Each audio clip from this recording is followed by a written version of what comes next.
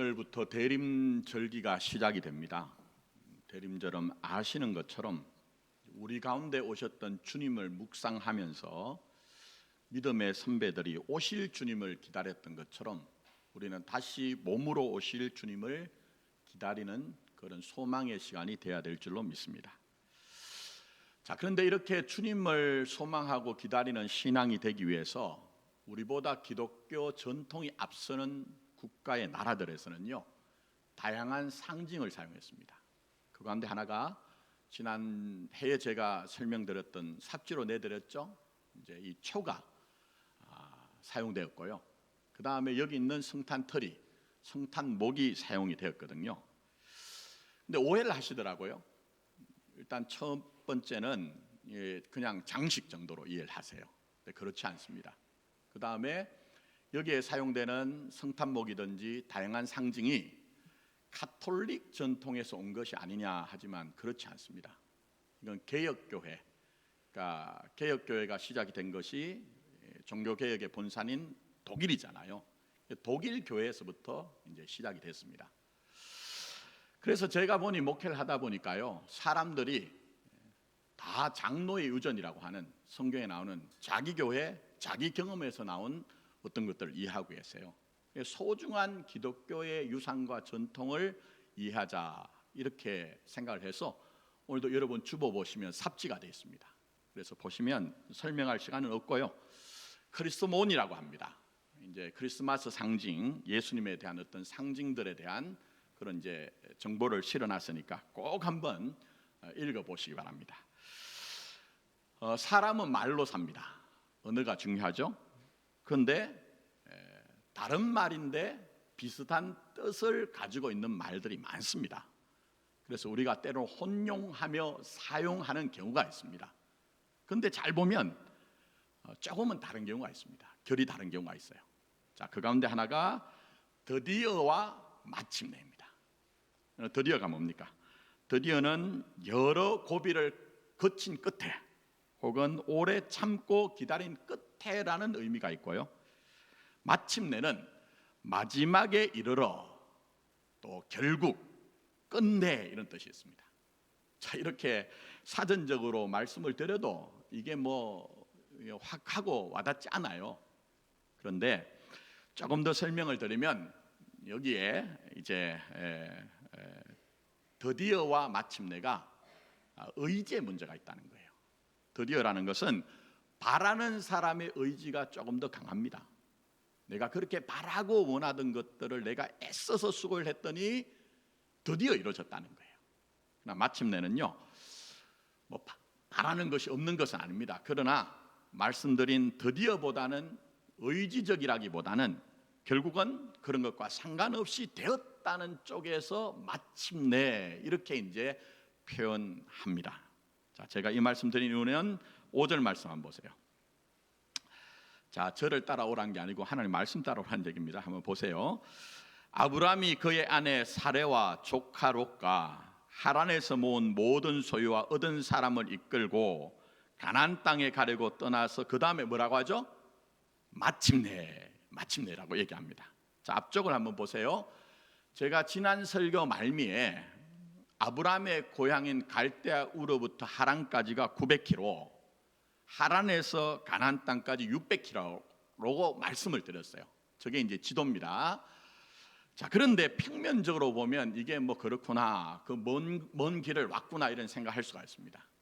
그런데 여기에 대한 이제 지리적인 환경, 자연적인 환경을 이제 적용을 한 지도가 있습니다. 구글링을 해서 그렇게 찾았는데 한번 보세요. 자, 어떻습니까? 참 간단한 것이 아니었을 것이다. 참 녹록지 않았을 것이다. 힘들었을 것이라는 느낌이 오시죠? 자, 그러면 우리 생각에는 아브라함이 드디어 이곳까지 오게 된 것은 아브라함의 의지와 결기가 대단했구나 하는 느낌이 당연히 올 수가 있습니다. 틀린 것도 아니고요. 자, 그러나 만약 그런 아브라함의 의지와 결기가 정말 중요하고 절대적이었다고 하면 5절 말씀은 이렇게 번역을 해놔야 됐을 것입니다. 자, 다시 한번 보십시오. 아브라함이 그의 아내 사레와 조카 롯과 하란에서 모은 모든 소유와 얻은 사람들을 이끌고 가나안 땅을 가리고 떠나서 그 다음에 드디어가 나와야 됩니다. 근데 뭐라고 번역했어요? 마침내.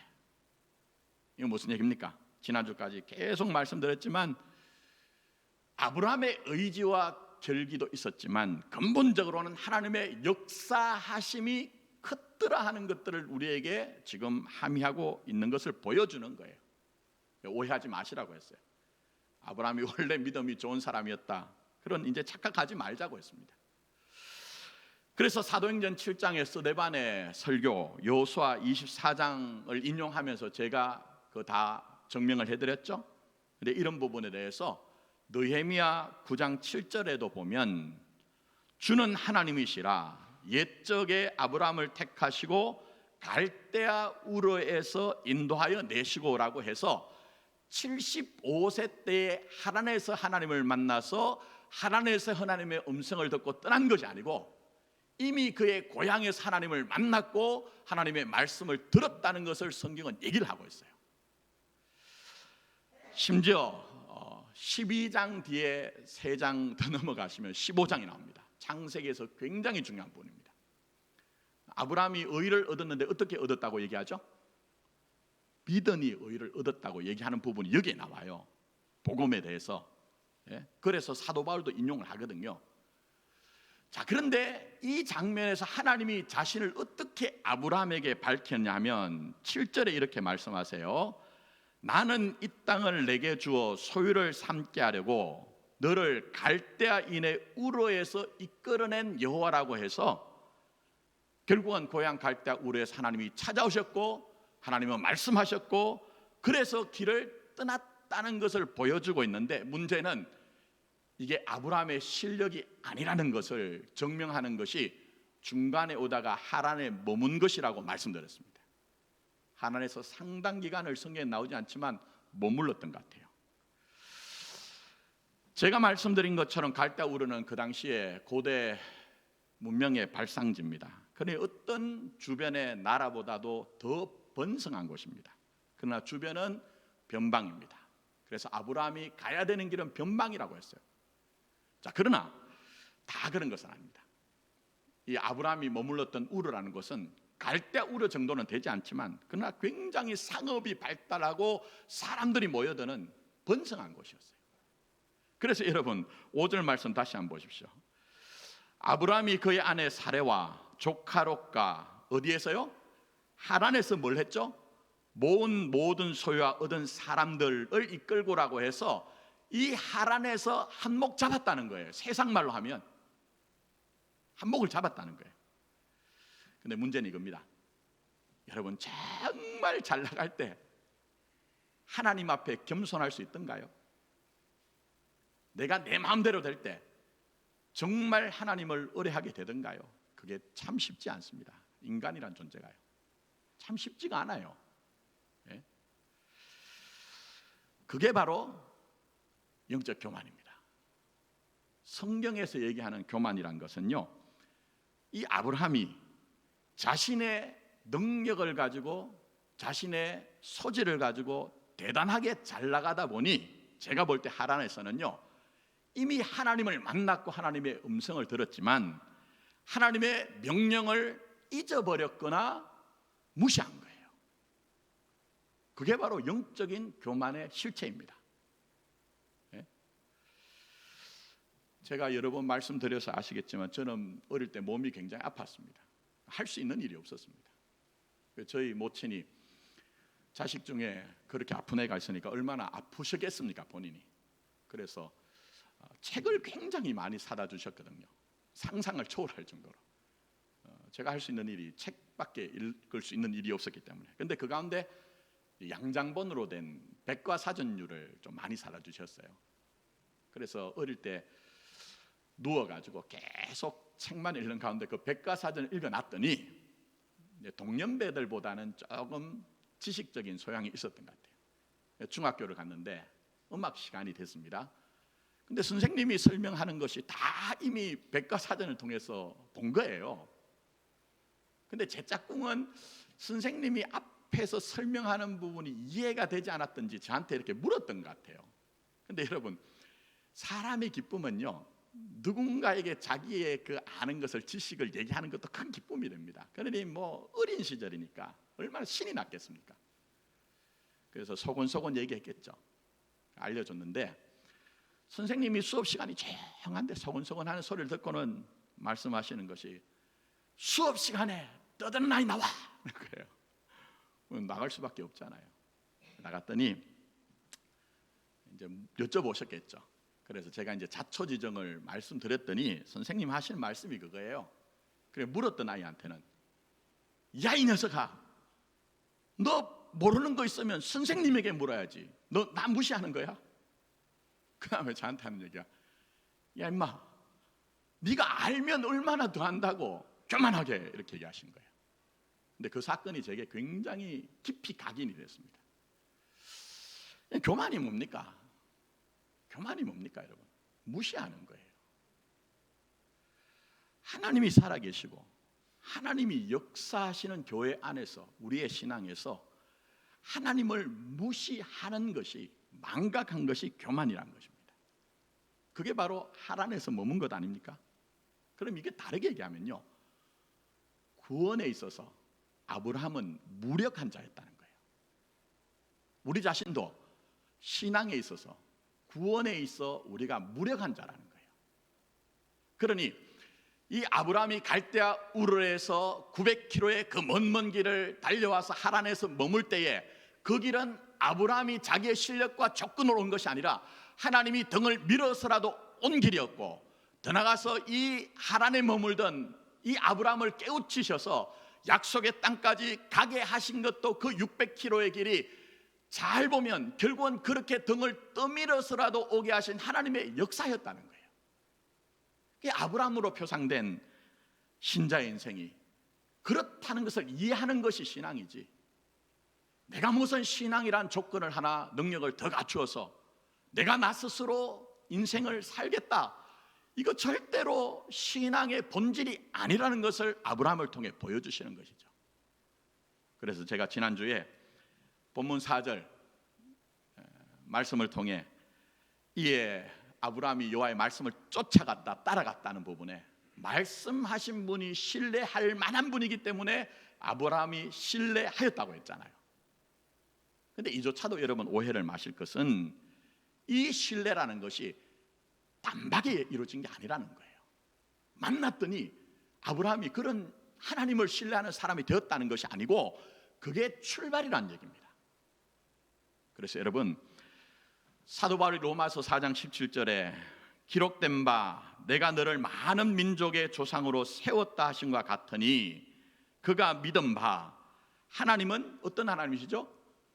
죽은 자를 살리시며 없는 것을 있는 것으로 부르시는 이신이라, 이렇게 얘기를 했는데, 이 신앙은 아브라함에게 시간과 가정이 허락되어서 22장의 모리아산에서 하나님이 독자를 달라고 하실 때에 생명이 하나님께 있습니다, 죽음을 넘어선 부활의 능력이 하나님께 있습니다라고 그렇게 신뢰하게 되었다는 거예요.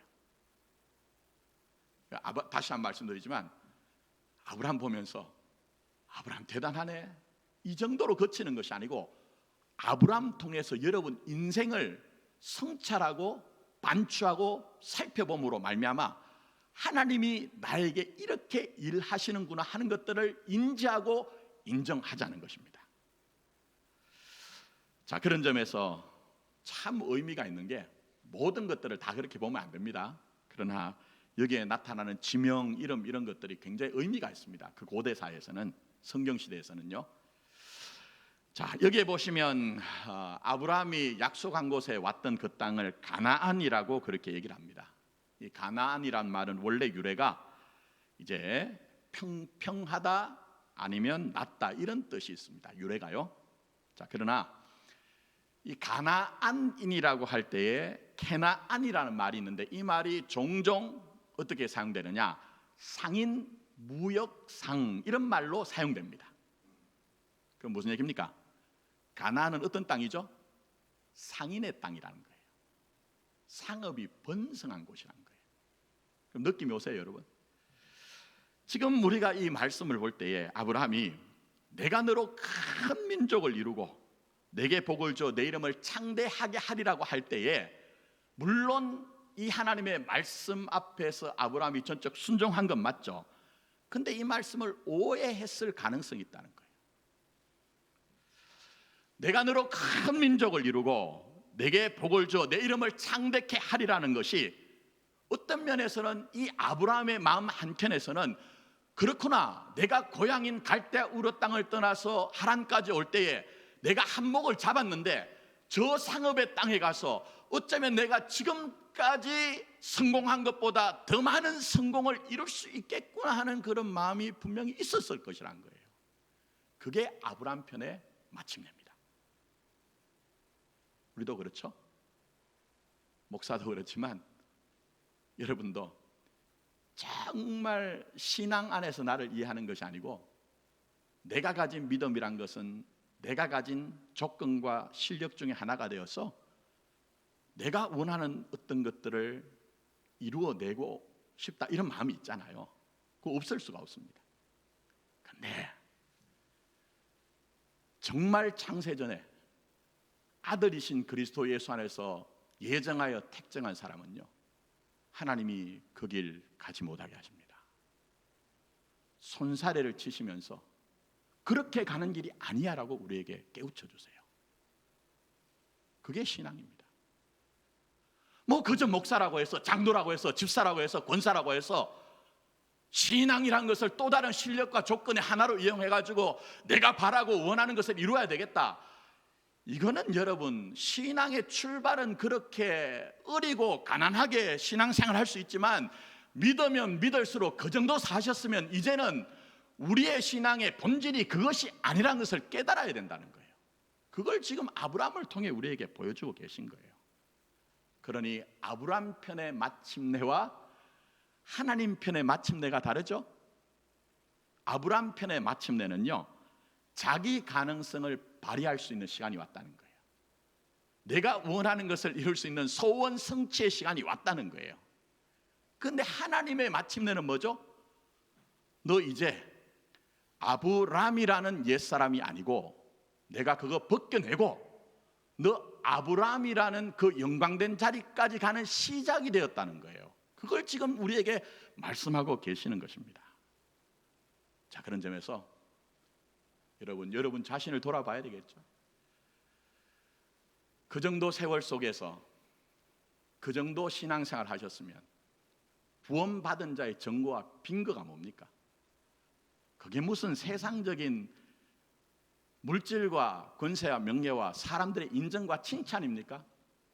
그거 단단히 오해하신 겁니다. 정말 내가 하나님의 구원받은 자라고 하면요, 어제보다는 오늘이, 오늘보다는 내일이, 그래서 믿는 자들에게는 일상이 똑같을 수가 없는 거예요. 그게 뭡니까? 믿으면 믿을수록 하나님을 의뢰하는 것이 커지고 깊어지더라는 거예요. 그거 위에는 내가 구원받은 자라는 증거를 다른 쪽에서 찾으면 안 됩니다. 절대 안 됩니다, 여러분. 그래서 보십시오. 뭘 보셔야 되냐면요, 12장 다음에 뭐가 등장합니까? 그렇게 가라고 해서 왔더니 그 땅에 기근이 있어요. 또 그래서 그 당시 고대 근동의 또 다른 대제국이라고 할 수 있는 애굽을 찾아갔더니 그곳에서 자기 아내를 누이라고 속여야 되는 수치를 느낍니다. 더 나가서 조카 롯을 마치 자식처럼 키웠거든요. 얼마나 오냐 하고 키웠겠습니까? 근데 목초지를 두고 어떻게 되죠? 이놈이 키운 수고와 노력과 애정은 생각하지 않고 물된 동산과 같은 소돔 땅을 선택해서 가잖아요. 한마디로 지금까지 아브라함이 걸어왔던 길과 다르게 제 마음대로 살지 못하게 되었다는 거예요. 제 마음대로 살지 못하게 됐다는 거예요. 그 신앙에 대한 오해가 없어야 됩니다. 자, 그러나 이런 과정과 시간을 거치면서 그저 현상적으로 본토와 친척과 아비 집을 떠나는 게 아니에요. 내게 익숙하고 내게 힘이 되는 그것을 떠나서 나 이 정도 신앙이 있다고 얘기하고 자랑하는 것이 아니고 정말 여러분이 지금까지 붙들면서 내 인생이 이렇게 자랑스럽습니다 했던 것들이 사실은 진짜 내게 힘이 되지 않는다는 것을 알게 되는 그런 영광되고 거룩한 시간이 아브라함에게 펼쳐지고 있고 우리 인생이 그렇다는 거예요. 이 신약적으로 보면 뭡니까? 혈통과 육정과 사람의 뜻으로 나지 못한다는 거예요. 여러분의 세상 사람들과의 구별은 다른 것들에 있는 것이 아니고 혈통과 육정과 사람의 뜻으로 나지 못한다는 데 있다는 것을 아브라함을 통해 보여주시는 거예요. 그러니 우리가 이런 신앙의 목적과 방향을 알아야 되겠죠. 모르면 여러분들이 아무리 목사들이 여러분들이 원하는 소리를 해서 그쪽으로 가신다고 해도 그건 전부 다 허망한 거예요. 그게 전부 허망한 거예요. 우리는 진짜 주님 앞에서 주님이 열매로 받으실 만한 우리의 인생이 돼야 되거든요. 그래서 택한 자들은 하나님이 보시잖아요. 12장부터 하나님이 간섭을 하시는데 그게 결코 편한 길이 아니라 불편하기도 하고 간섭하심으로 말미암아 가고자 하는 길을 가지 못하는 형식으로 내용으로 아브라함을 통해 우리에게 말씀하고 계신 거예요. 그 대표적인 게 뭡니까? 오늘 본문에 나옵니다. 다음 주 한 번 더 말씀을 묵상하고 마치려고 하는데요. 이런 과정과 시간에 대한 성격을 보여주는 게 있습니다. 7절 한번 보세요. 7절. 자, 말씀으로 여러분이 다뤄가십시오. 자기에게 나타나신 여호와께 그가 그곳에서 뭘 쌓죠? 제단 쌓습니다. 자, 8절 가보십시오. 거기에서 베델 동쪽 산으로 옮겨 장막을 치니 서쪽은 베델이요 동쪽은 아이라. 그가 그곳에서 또 뭘 쌓죠? 여호와께 제단을 쌓습니다. 그러니까 아브라함이 가나안 땅에 들어와서 오늘 본문의 세겜과 베델에서 제단을 쌓습니다. 근데 이것 한 번만 아닙니다. 13장에 가면 헤브론, 21장에 가면 브엘세바, 그리고 마지막 총 합으로서 22장에 어디요? 모리아산에서 제단을 쌓습니다. 근데 이 모든 제단들은요 아브라함의 인생에서 변곡점이에요. 그러니까 아브라함이 아브라함으로 되어지는 과정에서 정말 중요한 사건이 되어서 이렇게 사는 것이 아니라 정말 내가 하나님을 의뢰하며 살아야 되겠구나 하는 것을 크다랗게 깨닫는 중요한 시간이었거든요. 그럼 제단이 중요하겠죠. 정말 중요하겠죠. 그럼 우리도 제단 쌓아야 됩니까? 여러분 그렇게 되면요 주일 오실 때 그냥 오실 수 없습니다. 소도 끌고 오고 양도 끌고 오고 비둘기도 끌고 와야 됩니다. 그러나 그렇지 않죠. 왜 그렇습니까? 더 이상 피 흘림이 필요 없기 때문입니다.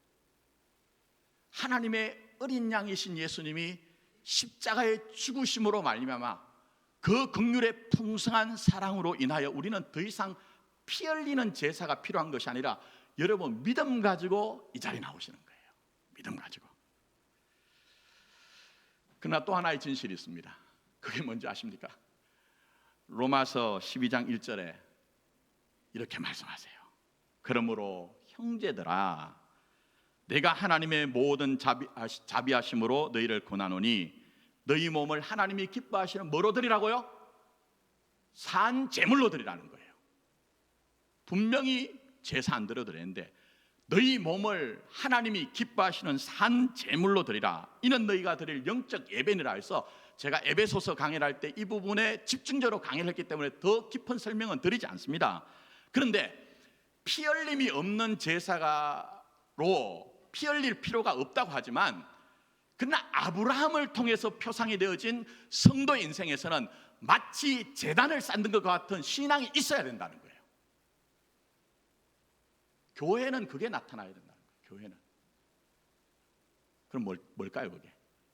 이건 너무 많기 때문에 풍성하기 때문에 다 말씀드릴 수는 없고 한 가지만 살펴보자는 겁니다. 여러분 아브라함 사건 뭐를 염두에 두라고 했죠? 11장에 어떤 사건요? 바벨탑 사건. 세상은 전부 바벨탑의 재현 아닙니까 여러분? 여러분 그런 거 느끼시죠?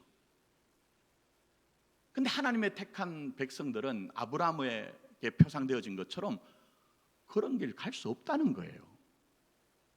그런 길 가면 안 된다는 거예요. 넓은 길이지만 그것은 사망의 길이기 때문에 너희는 좁지만 생명의 길을 가야 된다고 주님이 못 박아 놓으신 거예요. 그럼 그게 뭡니까? 바벨탑의 본질은 우리가 우리의 이름을 내자는 거예요.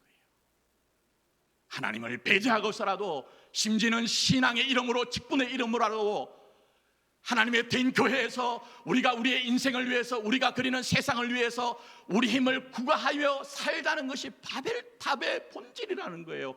그게 지금도 여전히 이 세상, 이 세대에서 재현이 되고 있는 거예요. 그러나 여러분이 정말 구원받은 하나님의 백성이면 의거하시는 하나님 때문에 그 길을 갈 수도 없고 가서도 안 된다는 거예요. 그게 뭡니까? 바벨탑의 정반대편에 있는 이 아브라함이 세운 이 제단에 대해서 뭐라고 얘기합니까? 자, 7절에 누구께요? 여호와께. 8절에 누구께요? 여호와께. 이게 신앙입니다. 왜요? 나중에 여러분이 그리스도의 심판대, 시상대 앞에 섰을 때는요, 자기 이름으로 살았느냐, 하나님의 이름으로, 그리스도의 이름으로 살았느냐 하는 것이 분별되는 시간이 분명히 오기 때문입니다. 그래서 오늘 정말 하나님이 창세전에 택한 백성들은 어떤 방식을 통해서라도 그들의 인생에 하나님이 은혜로 간입하셔서 절대로 바벨탑을 세우는 그쪽으로 가지 아니하게 하시고, 아브라함이 어떻게 해요? 여호와께, 여호와를 위하여 제단을 쌓는 것처럼 하나님을 바라보고 하나님을 의뢰하고 하나님을 의지하여 하나님이 전부가 되게 하는 길을 가게 하신다는 하나님의 집념과 일하심이 있다는 거예요. 이거 보기 시작하면 내 인생을 보는 것이 달라지고 교회를 보는 것이 달라집니다. 달라지게 돼 있어요. 당연히 그렇습니다. 그럼 다시 한번 묻습니다. 지금껏 살아오셨는데 내게 뭐가 남았습니까? 지금껏 믿어 오셨는데 내게 무엇이 남았습니까? 아브라함처럼 우리도 여러 가지 우여곡절 속에서 정말 여러분들이 그 속에서 하나님만이 나의 힘입니다 하는 것들이 남아서 그게 더 커지고 깊어졌다면 내게 여전히 누가 계시다고요?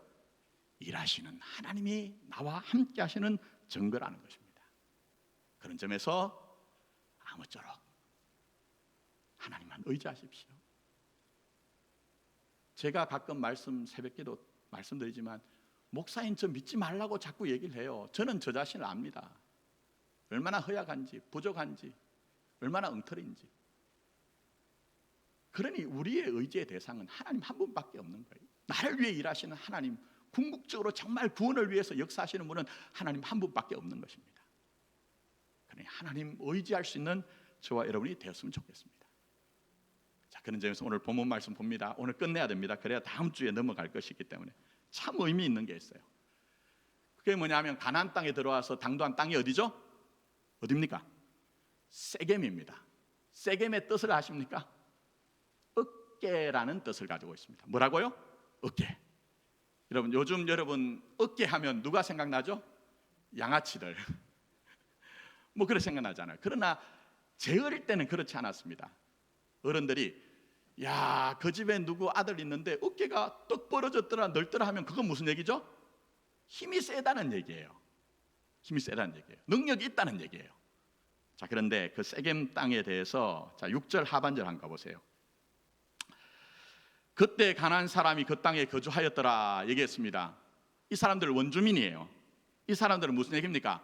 자기 본토와 친척과 아비가 힘이 되어서 쉽게 말씀드리면 어깨 떡 벌어지게 살 수 있는 사람들이라는 거예요. 근데 아브라함 누구죠? 갈대아 우르부터 시작해서 하란에서 가나안 땅에 왔더니 본토와 친척과 아비를 잃어버리는 길을 온 거예요. 잘 한번 생각해 보세요. 내게 정말 익숙하여서 내게 힘이 되는 고대 사회는 그렇거든요. 본토와 친척과 아비를 잃어버리는 길을 온 거예요. 그래서 여러분 정말 세상에 나가서 예수 제대로 한번 믿어보려고 하니까 어떻던가요? 세상 사람들에 비해서 여러분 초라하게 느껴지지 않던가요? 좀 쪼다같이 느껴지지 않던가요? 그게 정상적인 거예요. 우리 마음엔 하나님 전능하시다고 하는데 하나님 왜 내 인생을 이렇게 처우하시고 대접하십니까? 하지만 그 안에 뜻이 있죠. 그게 뭡니까? 너희들은 세상 의지하며 살 수 없다. 네 자신을 의지하며 살 수 있는 것이 아니라 오직 나만을 의뢰하며 의지하며 살아야 되는 것이다. 그걸 우리에게 지금 말씀하고 계시는 것입니다. 그래서 8절 한번 보세요. 아브라함이 제단을 쌓으면서 아주 중요한 얘기를 합니다. 하반절, 자, 누구의 이름을 부르죠? 여호와 이름 부르는 거예요. 세상 사람들은 자기 이름을 드러내기 위해서 자기 이름을 부르며 살아갑니다. 심지어 신앙도요, 예수님 예수님 하지만 전부 자기 뜻을 이루기 위해 살아가는 거예요. 그러나 정말 여러분들이 구원받은 하나님의 백성이면 그렇지 않다는 게 아닙니다. 제가 지난주 말씀드렸잖아요. 자식들 문제 가지고 우리도 전부 그런 마음 가지고 있지만 시작은 그러했을지 모르지만 기도하고 무릎 꿇고 살다가 보니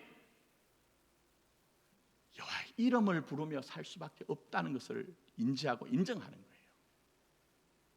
여기서 이름을 부른다는 것은요, 그저 사람의 호칭을 부르는 것처럼 김 목사 이렇게 하는 게 아니에요, 여러분.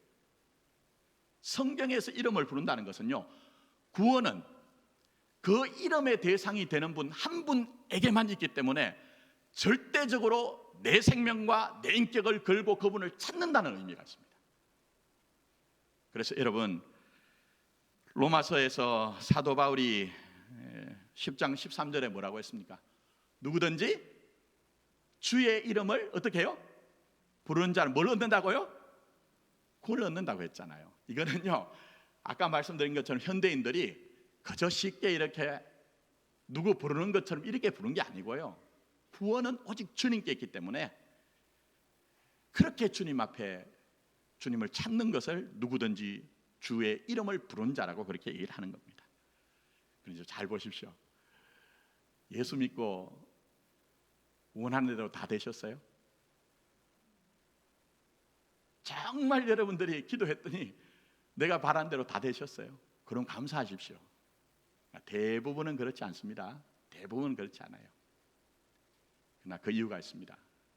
여전히 하나님의 이름을 부르고 하나님의 능력을 의지하는 겁니다. 그래서 여러분, 성경에 나온 믿음의 선배들이 다 그런데 대표적으로 다윗도 그렇잖아요. 자꾸 목사들이 다윗을 무슨 골리앗을 돌로 쳐 죽인 용사다, 용맹한 자다 하지만 잘 한번 보세요. 다윗이 가는 길은요, 너희가 간다고 얘기했거든요, 우리한테도. 근데 그 길이 뭡니까? 자기가 전부 의지하던 것들이 끊어지는 길을 간 거예요. 끊어지는 길을. 근데 그런 속에서 기도한 게 뭡니까? 시편 아닙니까? 시편. 근데 그 시편의 대부분이 뭡니까? 하나님, 그렇기 때문에 나는 여호와의 이름을 부릅니다.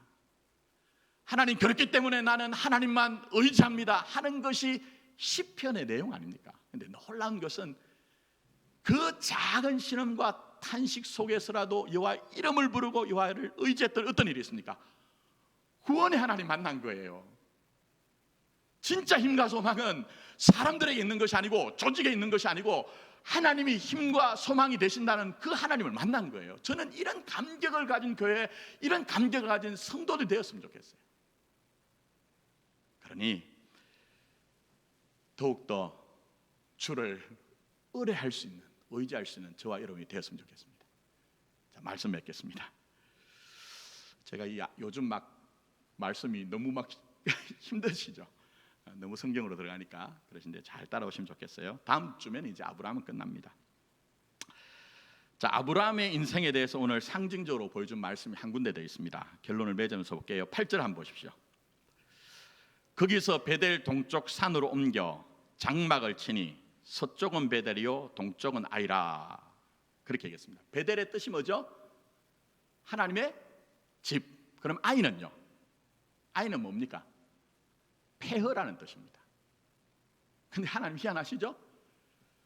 하나님의 집이라는 베델과 폐허라고 하는 아이 사이에 장막을 치게 하세요. 이게 뭡니까? 아브라함의 인생입니다. 또 우리 인생입니다. 이런 우리 가끔 하나님이 정말 나와 함께 하시는구나, 나를 사랑하시는구나, 능력으로 나와 나를 도와주신 거 하실 때가 있죠. 그 베델입니다. 근데 많은 경우에는 아니 이렇게 믿어도 하나님이 왜 내 인생을 이렇게 무너뜨리신 것처럼 배워야 항무해야 하는 그런 느낌이 있죠. 그건 뭡니까 여러분? 제단 앞으로 나오라는 거예요. 제단 앞에 나와서 하나님만 의뢰하고 하나님을 의지해야 된다는 것을 말씀하는 거예요. 그래서 여러분 우리도 똑같지 않습니까? 아브라함 다시 언급을 하지 않겠지만 아브라함이 얼마나 여러분 12장부터 전개되는 길은요 어떤 면에서 자기가 바라고 원하던 길이 아니에요. 갔더니 하나님이 또 다른 길로 돌이키시는 길을 가요. 근데 중요한 것은 말씀드린 것처럼 이런 과정이 아브라함을 뭐로 만들어요? 아브라함 만든 겁니다. 그러니 아무쪼록 우리 인생도 아브라함처럼 우여곡절이 있고 이런저런 사연이 있다 할지라도 성경이 아브라함의 실수와 실패와 방황을 전부 드러낸 이유는 뭐냐 하면요 너희도 그러니 더욱더 주를 의지하라는 것입니다. 더욱더 주를 의지하라는 것입니다. 아무쪼록 저와 여러분들이 주를 더욱더 의지해서 디모데후서 4장 7절과 8절에서 사도 바울이 나는 선한 싸움을 싸우고 나의 달려갈 길을 마치고 뭘 지켰죠? 믿음 지켰어요. 하나님을 향한 주님을 향한 믿음을 지켰어요.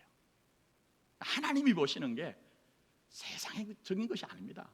네가 목사냐, 장로냐, 집사냐, 몇 년 믿었냐, 세상적인 재물이 뭐냐, 권세가 뭐냐, 사람들이 너를 얼마나 인정하고 칭찬하냐 이런 것을 보는 것이 아니라 너 정말 나를 향한 믿음을 지켰니? 나를 향한 믿음을 지켰니? 이거 주님이 묻는 거예요. 자, 그럴 때 이제 후로는 나를 위하여 의의 면류관이 예비되었으므로 주 곧 의로우신 재판장이 그날에 내게 주실 것이며 내게만 아니라 주의 나타나심을 사모하는 모든 자에게도 주신다 말씀하셨습니다.